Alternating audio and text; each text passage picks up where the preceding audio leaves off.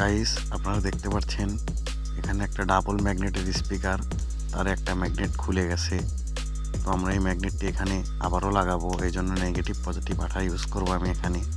তো প্রথমে আমি 2টা আঠা মাপ মতন ঢেলে নিলাম, তারপর এটা সুন্দর করে মিক্সড করতে হবে। যত সুন্দর মিক্সড হবে তত সুন্দর করে এটা লাগানো যাবে। তো আপনারা দেখতে পাচ্ছেন মিক্সডের কাজ চলতেছে। অনেক সুন্দর করে মিক্সড করতে হবে, যত ভালো করে মিক্সড করবেন তত সুন্দর হবে কাজের ফিনিশিং।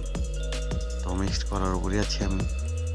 করতে করতে এক সময় ম্যাগনেটটি নিয়ে দেখতে পাচ্ছেন ম্যাগনেটের সাথে আঠাটি লাগিয়ে নিচ্ছি।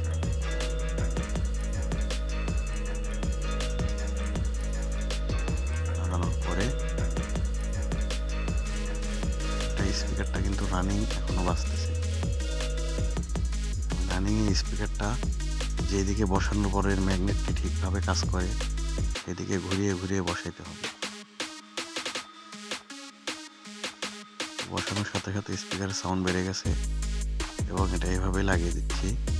এই আঠাটা শুকাতে অন্তত 24 ঘন্টা সময় লাগবে। 24 ঘন্টা পরে যদি হাতুড়িতে পেটাই করা যায় তাহলে ভেঙে যাবে, তবুও এই আঠা ছাড়বে না। এটা হচ্ছে সেই আঠা। ধন্যবাদ সবাইকে।